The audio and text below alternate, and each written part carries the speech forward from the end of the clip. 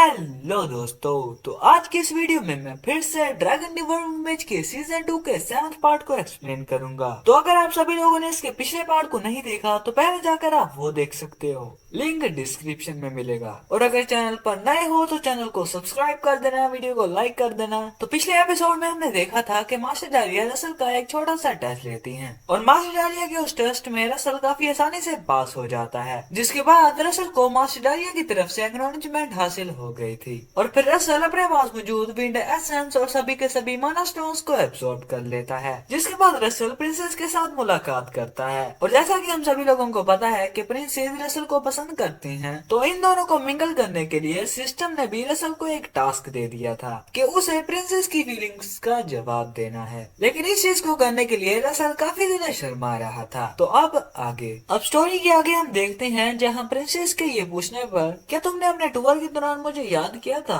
तो रसल जो कि पहले ही काफी ज्यादा शर्मा रहा था वो और भी ज्यादा शर्माते हुए कहने लगता है आपके जो काफी ज्यादा मजेदार होते हैं। और रसल की इस करतूत को देखकर प्रिंसेस हिकेट अपनी चाय पीते हुए कह रही थी, तुम्हारे रिएक्शंस को देखकर मुझे काफी ज्यादा मजा आता है और हर बार क्योंकि तुम मेरी फ्लर्टिंग से काफी ज्यादा शर्मा जाते हो तो तुम्हें टीज करने का और भी ज्यादा मजा आता है। और शायद इसका मतलब यही है कि मेरे सभी के सभी एफर्ट्स एवं ही बर्बाद नहीं गए। और प्रिंसेस की इस बात को सुनकर रसल जो कि काफी ज्यादा शर्मा रहा था वो अचानक से सीरियस होकर अपने मन में कहने लगता है एफर्ट्स। लेकिन प्रिंसेस अपनी फ्लर्टिंग आगे बढ़ाते हुए कह रही थी, अगर मेरे सभी के सभी एफर्ट्स जाया भी हो गए हैं तो मैं उस तरह की पर्सन नहीं हूँ जो कि तुमसे अपने आंसर का अभी के अभी जवाब मांगेगी। मैं तो सिर्फ होप कर सकती हूँ कि तुम्हारा आंसर पॉजिटिव हो। और फिर प्रिंसेस की इन सभी बातों को सुनकर रसल अपने मन में सोचने लगता है, अगर इस बारे में सोचा जाए तो वो मुझे उस लास्ट इंसिडेंट के होने के बाद कॉन्स्टेंटली तरीके से अप्रोच करने की कोशिश कर रही है और मैंने हर बार अपने रिवेंज के साथ बिजी होने का एक्सक्यूज करके इन्हें पीछे धकेलने की काफी ज्यादा कोशिश की है। यानी कि आम अल्फाज में मैं कहना चाहता हूँ कि मैं सच में एक बहुत बड़ा कोवर्ड हूँ। खैर मैं नहीं कह रहा, रसल कह रहा है। और इस वक्त तक आखिर में थक हार के सिस्टम ने भी ये एक मिशन बना दिया है और रसल अपने मन में ये सब कुछ सोच ही रहा था। लेकिन तभी अचानक से प्रिंसेस कहने लगती हैं, ओहो टाइम को तो देखो, टाइम काफी ज्यादा हो गया है। ओहो जब मैं तुम्हारे साथ होती हूँ तो टाइम का पता ही नहीं लगता कि वो कैसे गुजर गया। वैसे ये काफी ज्यादा शर्म की बात है क्योंकि आज मैं यहाँ पर तुमसे आंसर लेकर ही जाने वाली थी। प्रिंसेस ये सब कुछ कहते कहते अचानक से कुछ देखकर थोड़ी सी हैरान हो जाती हैं, क्योंकि अचानक से रसल कह रहा था, प्लीज आप मुझे कुछ चंद मिनट्स दे सकती हैं। और हम देखते हैं कि रसल किसी को पूरी तरह से प्रपोज करने वाले स्टाइल में बैठ चुका था। और जैसा कि आपने कहा कि मैं सच में काफी ज्यादा शर्मीला हूँ, इसी वजह से मैं सिर्फ यही कहना चाहता हूँ। और हम देखते हैं कि रसल ने सिस्टम की तरफ से दिए गए पेयर्स ऑफ साइक्स को भी निकाल लिया था और प्रिंसेस को प्रपोज करता हुए कहता है,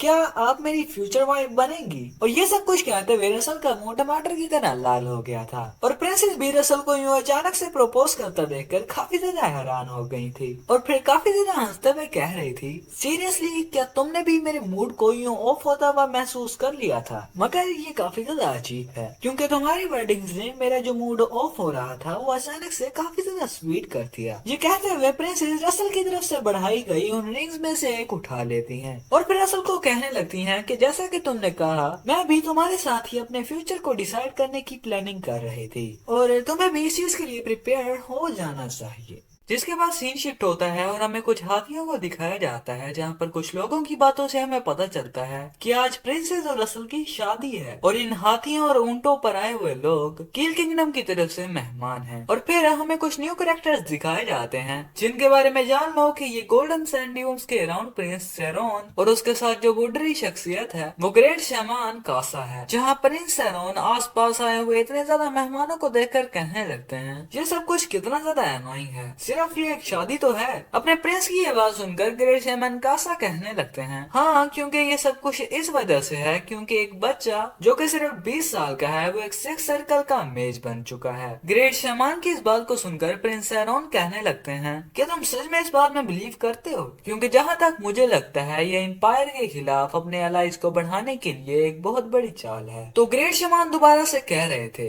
नहीं नहीं, ये सच ही होगा, अदरवाइज ये किंगडम दूसरी कंट्रीज को एम आई इन्वाइट न करता। ग्रेट शमान की इस बात को सुनकर राउंड प्रिंस दोबारा से कहने लगते हैं, वो यंग मैन जितना ज्यादा मर्जी वैल्यूएबल हो, लेकिन एंडीमियन को ज्वाइन करना वो अलग मैटर है। जिस पर ग्रेट शमान दोबारा से कहने लगते हैं, लेकिन तुमने पहले ये क्यों कहा था कि तुम उसे टेस्ट करना चाहते हो? तो राउंड प्रिंस उसे बताने लगता है, क्योंकि मैं तुम्हारे साथ गप्पे लड़ा लड़ा कर काफी ज्यादा थक चुका हूँ, तो बस सेरेमनी के दौरान मैं कुछ अच्छा करने के बारे में सोच रहा हूँ। मैं देखना चाहता हूँ कि वो यंग मैन कितना ज्यादा स्किल्ड है। और फिर सीन शिफ्ट होता है और हमें एक टेलर को किसी पर्सन के नाक को लेते हुए दिखाया जाता है, जहाँ वो पर्सन अपने पीछे बैठे हुए एलन पेज से कह रहा था, सर एलन के सभी इंगेजमेंट्स इसी तरह की कॉम्प्लिकेटेड होती हैं। तो पीछे की तरफ बैठा हुआ एलन पेज कहने लगता है, वेल ये कोई सिंपल एंगेजमेंट नहीं है, क्योंकि सराउंडिंग कंट्रीज के काफी ज्यादा एम्प्लॉयज जो कि हमारे किंगडम के साथ अलाइज नहीं है, वो इस एंगेजमेंट को अटेंड कर रहे हैं। और जहाँ तक मेरा ख्याल है, हिज मैजेस्टी इस एंगेजमेंट को एक जोयस फेस्टिवल की तरह नहीं ले रहे। और हम देखते हैं कि जिस पर्सन का नाम लिया जा रहा था वो रसल होता है, जो कि सर एलन पेज से कहने लगता है, इसका मतलब है कि वो इस एंगेजमेंट के थ्रू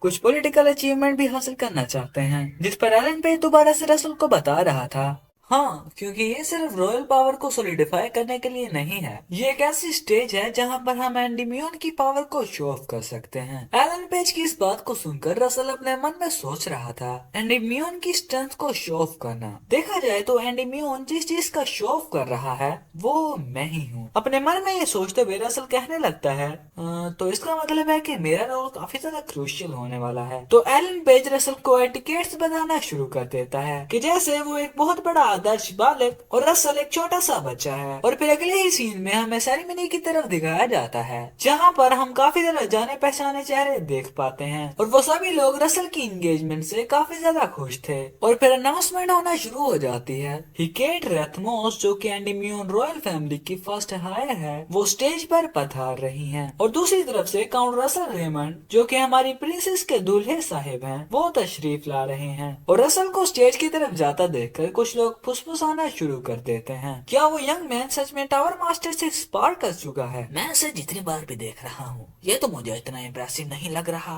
और इसी तरह की रसल के पीछे काफी ज्यादा बकवास कर रहे थे। और पीछे की तरफ अपने साथ खड़े लोगों की इन बातों को सुनकर राउंड प्रिंस उस पर्सन को कहने लगता है, पीछे से इस तरह फुसफुसाने से अच्छा तुम उसे चेक क्यों नहीं कर लेते? जिसे सुनकर वो पर्सन राउंड प्रिंस की तरफ मुतवज्जा होकर कहने लगता है, चेक कैसे? तो राउंड प्रिंस कुछ करते हुए कहने लगते हैं, ऐसे मेरे बच्चे। और हम देखते हैं कि अचानक से काफी ज्यादा सांप रसल की तरफ बढ़ना शुरू कर देते हैं। और अचानक से इतने ज्यादा सांपों को रसल की तरफ बढ़ता हुआ देखकर प्रिंसेस काफी ज्यादा डर जाती हैं। लेकिन रसल बिल्कुल किसी हीरो की तरह उनकी तरफ मुड़कर देखते हुए कहने लगता है, चिंता करने की जरूरत नहीं है। और फिर अपने मुंह पर एक स्माइल लाते हुए अपने मन में कहने लगता है, मैं सोच रहा था कि मुझे क्या करना चाहिए, लेकिन लगता है कि कुछ लोगों ने स्टेज को काफी अच्छे तरीके से सजाया है। ये कहते हुए रसल अपने सर्कल प्रोजेक्शन को शुरू कर देता है, जिसकी वजह से रसल की तरफ बढ़ते हुए सांप उसी वक्त जलकर मिट जाते हैं। और रसल के इस मैजिक सर्कल प्रोजेक्शन को यूज करने की वजह से सभी लोगों को पता चल जाता है कि रसल सच में एक 6 सर्कल का मेज है। और फेस्टिवल को और भी ज्यादा मजेदार बनाने के लिए रसल आतिशबाजी भी कर देता है, जिसे देखकर राउंड प्रिंस काफी ज्यादा अमेज हो गया था। और फिर रसल के बारे में अपने मन में सोचने लगता है, इस बारे में सोचना कि वो इतने ज्यादा लेवल की मैजिक पावर को छुपा रहा था। इस बंदे के बारे में जितने मैंने र्यूमर्स सुने थे, ये उससे भी ज्यादा ताकतवर है। लेकिन दूसरी तरफ रसल प्रिंसेस को पुकारते हुए कहने लगता है, तो क्या हम अपनी सेरेमनी को कंटिन्यू करें? और फिर सीन कट करके हमें एक अजीब सा सीन दिखाया जाता है, जहाँ कोई पर्सन किसी जंगल में रसल के बारे में बात करते हुए कहने लगता है, मैंने सुना कि उस बिच के डिसाइबल की एंगेजमेंट एंडीमियन के रॉयल फैमिली में हो चुकी है। तो दूसरा पर्सन जवाब देने लगता है, हाँ, एक इंडिविजुअल जो कि टावर मास्टर बनने की रो में है, वो रॉयल फैमिली का एक मेंबर बन चुका है। और हम देखते हैं कि उस पर्सन के पीछे एक बहुत बड़ा मोस्टर था, जो कि काफी जोर से रोड करते हुए उस पर हमला कर देता है। और हम देखते हैं कि वो पर्सन जो कि मास्टरडारिया को गालियां दे रहा था, वो उन्हीं पैगाम्स में से एक होता है। जहाँ इस आवाज को सुनकर दूसरी तरफ वाला पर्सन कहने लगता है, वो आवाज कैसी थी। तो वही कल्ट मेंबर उसे बताने लगता है, कुछ नहीं, बस एक चूहा था। एनीवे, कॉन्ग्रेचुलेशन, तुम्हारी रॉयल फैमिली एक स्किल्ड पर्सन ने ज्वाइन की है। तुम्हें तो काफी ज्यादा खुशी हुई होगी ना। तो दूसरी तरफ बात करने वाला पर्सन जो कि आर्क ड्यूक था, वो काफी ज्यादा कोल्ड लुक देते हुए कहने लगता है, मैं उन्हें अपनी फैमिली नहीं मानता। वो सिर्फ कुछ डर्टी अनसपर्स हैं जिन्होंने मेरी जगह को हथियाया हुआ है। बीटीडब्ल्यू फॉरेस्ट में एक्सकेवेशन कैसी जा रही है। तो वो कल मेंबर आर्क ड्यूक को बताने लगता है, अगर ऑनेस्टली मैं कहूँ तो मुझे लगता है कि कुछ साल लग जाएंगे। इवन अभी भी मैं तुम्हें गारंटी नहीं देता कि हम कितने ज्यादा कीस्टोन्स और इकट्ठा कर पाएंगे। और भाई लोग, अभी तक मुझे नहीं पता कि ये कीस्टोन्स क्या है। सो स्टोरी सुनते रहो, पता चल जाएगा। तो आर्क ड्यूक फिर से पूछने लगते हैं, उनकी परफॉर्मेंस तो गारंटीड है ना। लेकिन वो कर्ड मेंबर कुछ और ही बताते हुए कहने लगता है, ओ भाई, वो टार्टनोस कीस्टोन्स हैं जिन्हें के जेंट्स को सील करने के लिए बनाया गया था, जिसे के पूरे कॉन्टिनेंट में एक बहुत बड़ी चीज माना जाता है। और अगर हमने उनमें से कुछ चंद को ही रिकवर कर लिया तो वो एक 8 सर्कल की इमेज के लिए काफी होंगे। और मैं बता दूं कि असली प्रॉब्लम उन टार्टनोस की सील है। ओ भाई, यानी कि आर्क ड्यूक उन बहुत बड़े बड़े मॉन्स्टर्स को आजाद करने के बारे में सोच रहा है, जिसकी एक झलक आपने कुछ पिछले पैनल्स में देखी, यानी कि ये वाला, जिसे के जंजीरों में जकड़ा गया है। चलो दोबारा स्टोरी की तरफ आते हैं, जहाँ वो कर्ट मेंबर अभी भी आर्क ड्यूक को बता रहा था, हमारा काम अभी चल रहा है और फॉरेस्ट के मॉन्स्टर इतने में ही बरसर्क होना भी शुरू हो गए हैं। जिसे सुनकर आर्क ड्यूक कहने लगते हैं, हाँ, ये अच्छी बात है। अगर ये रैम्पेज क्रीचर्स अपनी तरफ अटेंशन ड्रा करते रहेंगे और एंडीम्यून की फोर्सेस को वीक करते रहेंगे तो इस तरह हमारा प्लान काफी ज्यादा जल्दी पूरा हो जाएगा। और आर्क ड्यूक की इन बातों को सुनकर वो कर्ट मेंबर अपने मुंह पर एक इवल स्माइल लाते हुए अपने मन में सोचने लगता है, इस बारे में सोचना कि वो अपने कंट्री के सिटीजन्स की डेथ पर खुश है, सच में इसे टायरेंट करना गलत नहीं होगा। ऑफ कोर्स ये सब कुछ सिर्फ इसी वजह से है क्योंकि हमने एयर ऑफ गॉड्स के रिकॉर्ड्स में काफी ज्यादा चेंजिंग की थी और उसे काफी ज्यादा खराब भी कर दिया था, जिसमें उस अदरवर्ल्डली सेवियर, उस जायंट का जिक्र था, दूसरी दुनिया का ब्लैक हेयर्ड हीरो जिसने के ड्रैगन्स के साथ मिलकर जायंट्स को सील किया था। ये एक ऐसी स्टोरी है जिसे कि फ्यूचर जनरेशन को पास नहीं किया गया था। और फिर रसल के बारे में अपने मन में सोचते हुए कहने लगता है, और इस बारे में सोचना कि उस डैम वुमन के डिसेबल के भी ब्लैक हेयर हैं और वो एबनॉर्मल फास्ट ग्रोथ रेट, क्या उसने उस अदरवर्ल्डली सेवियर की ब्लड लाइन को इनहेरिट किया है। लेकिन अगर ऐसा है भी तो ये सब कुछ काफी ज्यादा 1000 साल पहले हुआ था। उसने पूरी तरह से अदरवर्ल्डली सेवियर की लाइनेज को इनहेरिट नहीं किया होगा। और फिर अपने मन में रसल के बारे में सोचते हुए अचानक से काफी ज्यादा इवल स्माइल देकर कहने लगता है, स्टिल अगर ऐसा है भी,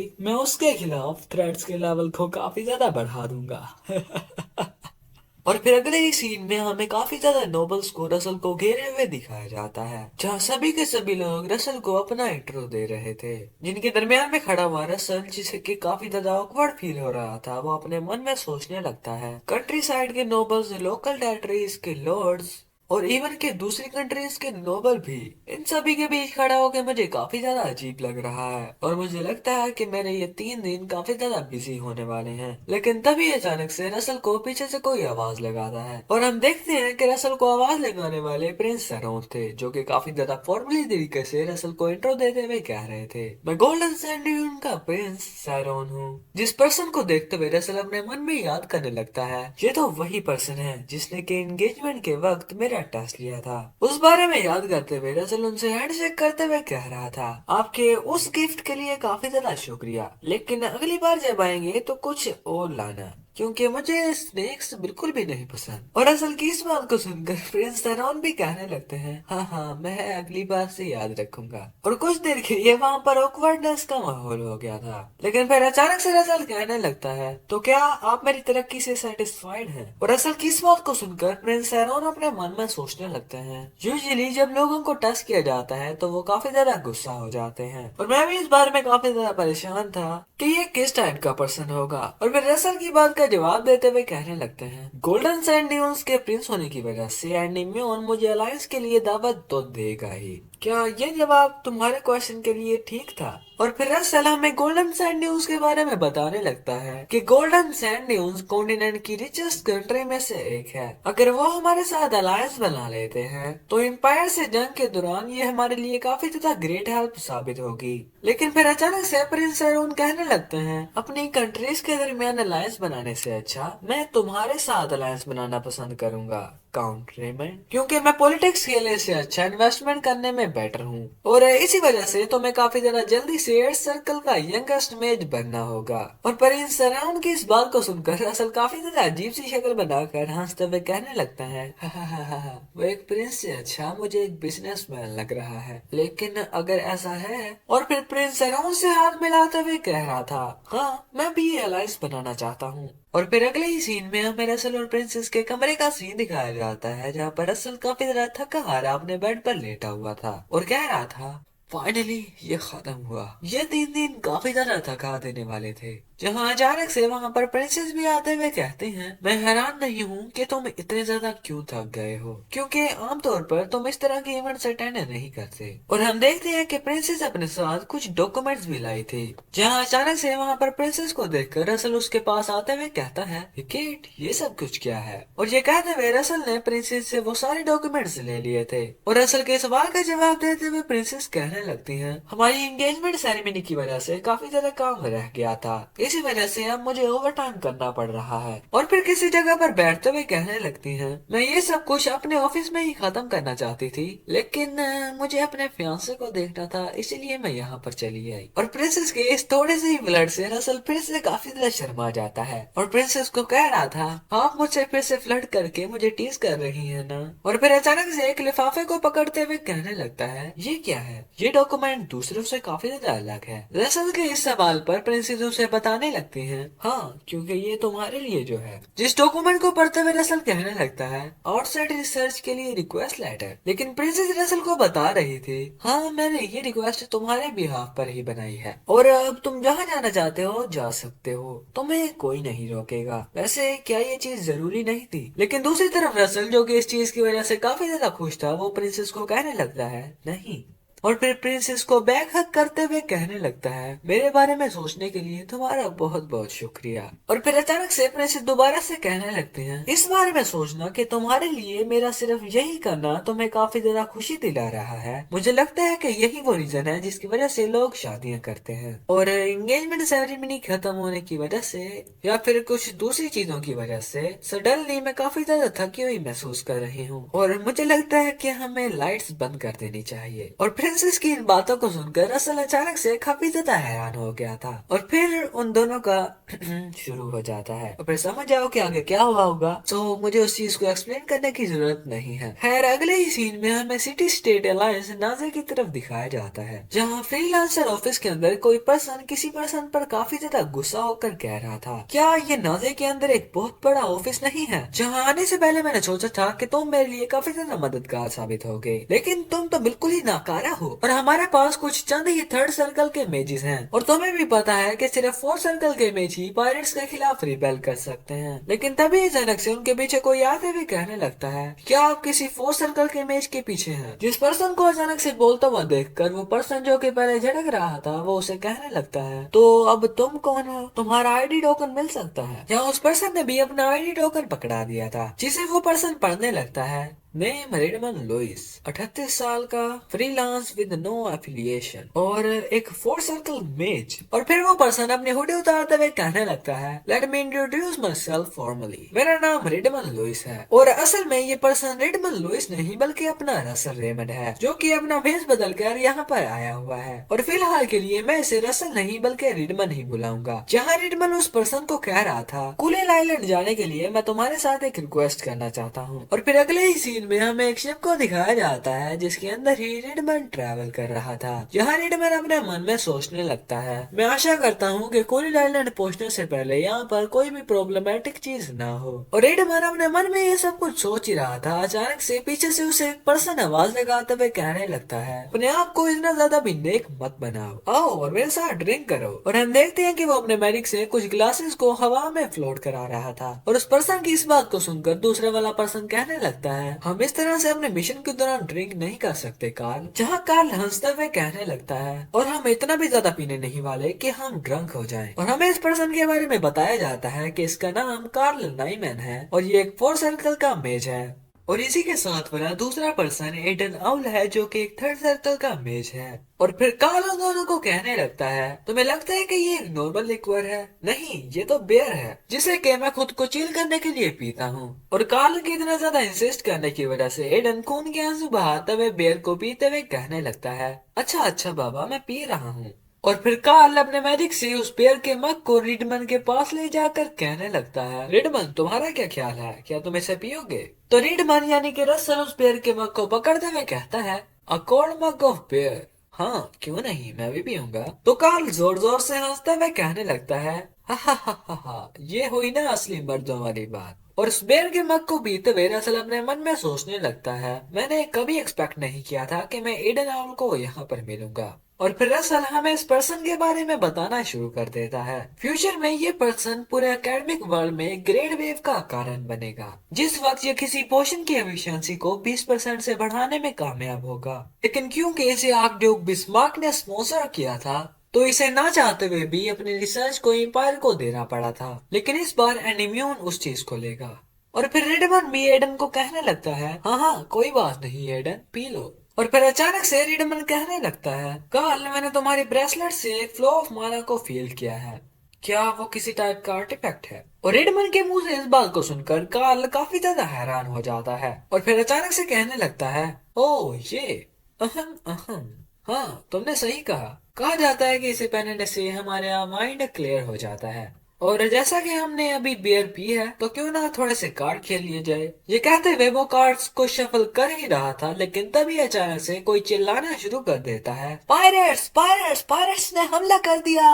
जिसे सुनकर रेडमन यानी कि रसल काफी ज्यादा हैरान हो जाता है और हम देखते हैं कि पायरेट्स की काफी ज्यादा शिप्स ने रसल वाली शिप को घेर लिया था। और जिस पर्सन ने रसल को रिक्रूट किया था वो बाहर आते हुए कह रहा था, सभी मैजिज एक जगह पर इकट्ठे हो जाएं। लेकिन हम देख पाते हैं कि कार्ल के मुंह पर एक इवल स्माइल थी और कार्ल उस पर्सन को कहने लगता है, मेजिस उस वक्त क्या कर सकते हैं, तुम्हारे रिक्रूट किए गए मेजिस काफी ज्यादा फूल थे, वो मेरी दी गई बेर को बिना ये रियलाइज किए पी गए कि उस बेर में ड्रग मिले हुए हैं। और एडन और रिडमन को वहां पर बेहोश होया हुआ देखकर वो पर्सन भी काफी ज्यादा हैरान हो जाता है और फिर काफी ज्यादा डरते हुए कह रहा था, ये मत कहना कि तुम भी उन पायरेट्स के साथ मिले हुए हो। तो कार्ल जो कि बिल्कुल ही बदल चुका था वो उसे कहने लगता है, हाँ तुमने क्या मेरा बैकग्राउंड चेक नहीं किया था? मैं अब तुम्हें ज्यादा बातें नहीं सुनाऊंगा, जल्दी से पायरेट्स की शिप पर खुद ब खुद ही चले जाओ, नहीं तो तुम्हें मरना होगा। लेकिन पीछे की तरफ हम रिडमन के हाथ में क्लाउडी रिंग को चमकते हुए देखते हैं जिसके अंदर से 800 पावर निकल रही थी और अचानक से वेदर भी चेंज होना शुरू हो गया था और देखते देखते आसमान से 800 जाइंट हैमर क्रिएट होता है और एक शिप पर आकर लैंड हो गया था, जिसे देखकर कार्ल काफी ज्यादा बुखलाते हुए कहता है, किस पागल ने ये करने की हिम्मत की? लेकिन रसल अपनी थंडरस पावर को इस्तेमाल करते हुए कह रहा था, क्या उस चीज ने तुम्हें डरा दिया? और फिर कार्ल काफी ज्यादा चिल्लाते हुए कहने लगता है, तुम अपने मैजिक को कैसे इस्तेमाल कर पा रहे हो? तो रिडमन उसे कह रहा था, किसे पता है। लेकिन रसल के हाथ में क्लाउडी रिंग को देखकर कहने लगता है, एक आर्टिफैक्ट, तुम यकीनन एक आर्टिफैक्ट को इस्तेमाल कर रहे हो। लेकिन दूसरी तरफ रसल अपने मन में सोच रहा था, वेल आई गेस थोड़ी देर पहले जो मैंने मैजिक इस्तेमाल किया वो एक 4 सर्कल के मेज के लिए काफी ज्यादा नामुमकिन है, तो उस चीज को छुपाने के लिए मुझे ये कहना होगा कि यकीनन मैं एक आर्टिफैक्ट को ही इस्तेमाल कर रहा हूँ। और फिर कार्ल के सवाल का जवाब देते हुए कहने लगता है, हाँ तुम सही हो। और इसी के साथ साथ रिडमन ने अपनी फायर पावर से उस कार्ल को जला दिया था और वो चीखता रह जाता है कि मुझे छोड़ दो, मुझे छोड़ दो।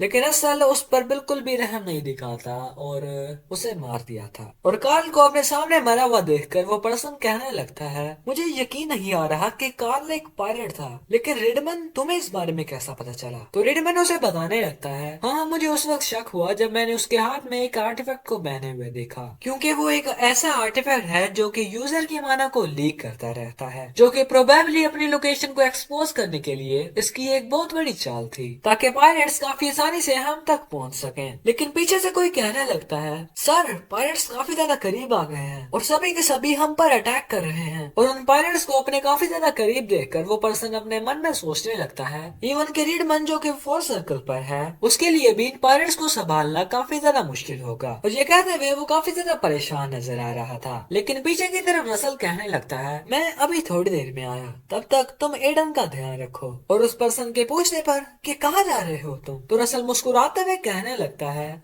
फिशेस को खाना देने। और ये कहते हुए रसल ब्लिंक का इस्तेमाल करते हुए आसमान में आ जाता है और फिर अपने एक मैजिक का इस्तेमाल करते हुए कह रहा था, मैं इसे एक इंस्टेंट में ही खत्म करने वाला हूँ। ये कहते हुए वो अपने मैजिक फायर रेन का इस्तेमाल करता है और फिर थोड़ी देर बाद हमें उस पायरेट्स की शिप के कुछ टूटे फूटे अवशेष ही दिखाए जाते हैं। और फिर थोड़ी देर बाद हमें एडन को दिखाया जाता है जिसे कि होश आ गई थी, जिसके पास ही बैठा हुआ रिडमन उससे पूछने लगता है, क्या तुम अब ठीक हो? और अपने पास बैठे हुए रिडमन को देखकर एडन काफी ज्यादा बौखलाकर उठते हुए कहता है, रिडमन और पायरेट्स का क्या हुआ? तो रिडमन जो कि कुछ पढ़ रहा था वो उसे कहने लगता है, उस बात को छोड़ो, तुम्हें थोड़ी देर के लिए रेस्ट करना चाहिए और तुम्हें ड्रग्स से मुक्त करने के लिए मैंने अपनी कुछ फायर एनर्जी तुम्हारी बॉडी में इन्फ्यूज की थी। तो एडन फिर से लेटते हुए कह रहा था, आई एम सॉरी, मैंने बहुत ज्यादा अटेंशन गेन कर ली है। मगर एडन कह रहा था, नहीं नहीं ऐसी बात नहीं है, मोर इम्पोर्टेंटली क्या ये रिसर्च तुमने लिखी है? और रसल के हाथ में उस रिसर्च पेपर को देखकर एडन काफी ज्यादा बौखला कर कहने लगता है, क्या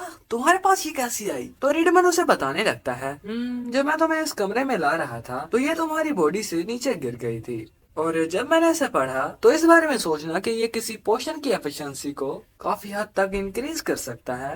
तुम काफी ज्यादा टैलेंटेड हो एडन, और कहा जा सकता है कि तुम्हारी रिसर्च काफी ज्यादा इंटरेस्टिंग है। और एडन के मुंह से ये सब बातें सुनकर एडन काफी ज्यादा खुश होकर कहने लगता है, क्या तुम्हें भी ऐसा लगता है? तो रसल उसे कहने लगता है, हाँ, और इसी वजह से मैं तुम्हें ये कहना चाहता हूँ, तो मैं इस रिसर्च में तुम्हारी कुछ मदद करना चाहता हूँ। तो एडन कहने लगता है, हाँ, अगर तुम कह रहे हो कि तुम मेरे स्पॉन्सर बनोगे तो मैं तुम्हारा काफी ज्यादा शुक्रगुजार होऊंगा, लेकिन जैसा कि तुमने पढ़ा और देख सकते हो, सैकड़ों नहीं बल्कि हजार से भी ज्यादा पोशंस मेरी रिसर्च को आगे बढ़ाने के लिए जरूरी हैं। तो तुम्हारे लिए मुझे स्पॉन्सर करना काफी ज्यादा मुश्किल होगा। एडन की इस बात को सुनकर असल उसे कहने लगता है, पैसों का कोई मसला नहीं है, और अगर तुम इस बैच को फ्लेम टावर में दिखाओगे तो जितने पैसों की तुम्हें जरूरत होगी फ्लेम टावर तुम्हें देगा। और इसी के साथ साथ वो अपने मन में सोच रहा था, मुझे यकीन है कि मास्टर इसकी रिसर्च की वैल्यू को पहचान लेंगी। और उस बैच को पढ़कर एडन काफी ज्यादा हैरान हो जाता है। फ्लेम टावर की तरफ से एक बार मेज रसल, और हम देखते हैं कि एडन काफी ज्यादा हैरान हो चुका था। माय गुडनेस, मुझे यकीन नहीं आ रहा कि मैं फेमस रसल रेमंड से मिल रहा हूँ। लेकिन रसल उसे चुप करा रहा था कि थोड़ा आहिस्ता बोलो। लेकिन एडन अभी भी अपने सवाल जारी रखते हुए कहता है, लेकिन आप इतना ज्यादा डिफरेंट कैसे दिख रहे हैं? तो रसल उसे बताने लगता है, हाँ, क्योंकि मैं एक सीक्रेट मिशन पर हूँ। तो एडन कहने लगता है, ओह ऐसी बात है क्या? और फिर थोड़ी देर की खामोशी के बाद कहने लगता है, तुम वो पहले हो जिसने मेरी रिसर्च की वैल्यू को देखा है, और इस वजह से